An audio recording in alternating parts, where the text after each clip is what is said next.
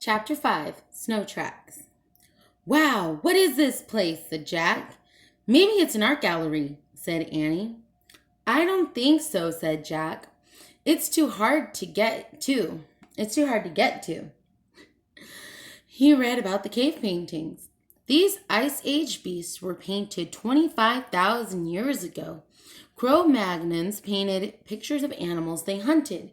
They may have believed the paintings would give them power over the animals.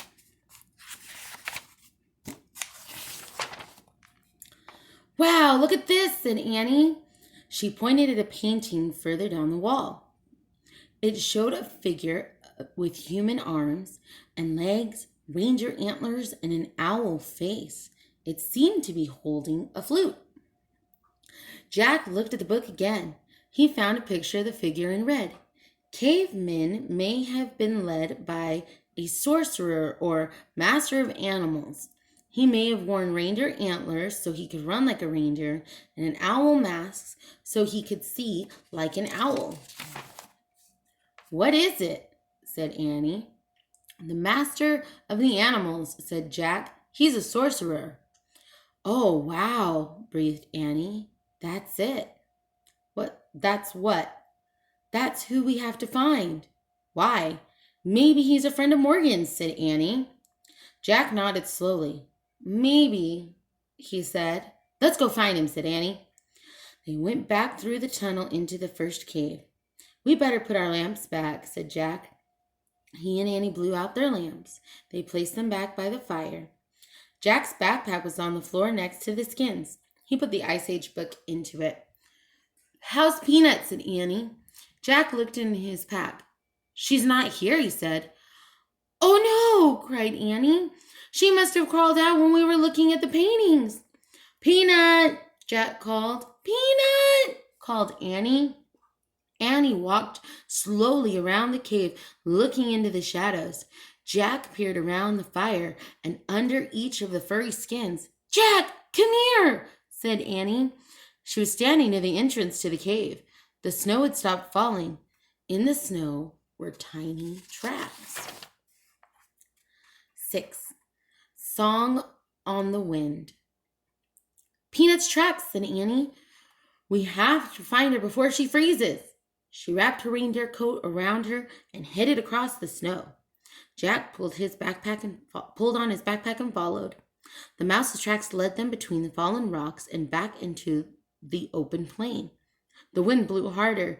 The snow swirled over the ground, covering the tiny footprints. I can't see them anymore, wailed Annie. She and Jack now stood in the middle of the plain. They stared at the wind-swept snow. The mouse's tracks had vanished. Yikes, whispered Annie, staring up. Jack followed her gaze. On one of the cliffs was a tiger, a giant tiger with 2 long, sharp fangs. A Sabertooth, said Jack. I hope he doesn't see us, whispered Annie. Me too, Jack whispered back. We'd better head back to the tree house. Jack and Annie stepped very softly across the snow. Then Jack glanced back at the cliff. The Sabertooth was gone. Oh man, he said, where is he? Run to the trees, said Annie.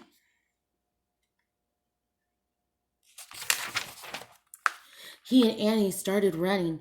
They ran over the snowy plain, heading toward the tall, bare trees in the distance. Suddenly, Jack heard a crack. The ground caved in, and Jack went with it. Annie fell beside him. They crashed below into a heap of branches, snow, and earth. They struggled to stand. Jack pushed his glasses into place. Are you all right? He asked Annie. Yes, she said. They both looked up. They were in a deep hole. All Jack could see were gray clouds moving overhead. This is a trap, Jack said. The Cro-Magnons must have put branches over this hole. And then the snow hid the branches, so we didn't see them. There's no way out, said Annie. She was right. They were helpless. The pit was too deep to climb out of. I feel like a trapped animal, Annie said. Me too, said Jack. He heard a yowl in the distance. The Sabertooth, whispered Annie. Jack pulled out the Ice Age book. He found a picture of the Sabertooth. He read, The saber-tooth was the fiercest beast of the Ice Age and attacked humans as well as woolly mammoths and other large animals. "Oh, brother," said Jack. "Listen." Annie grabbed him. "What?" Jack jumped. "I hear music." Jack listened, but all he heard was the wind. "You hear it?" said Annie. "No," said Jack. "Listen carefully." He closed his eyes. He listened very carefully. He heard the wind, but this time he heard another sound too. Strange, haunting music. "Ah!" cried Annie. Jack opened his eyes. Staring down at them was a figure wearing reindeer antlers and an owl mask. "The sorcerer," whispered Jack. "Squeak!" Peanut peered down at them too. Chapter 7. The Sorcerer's Gift.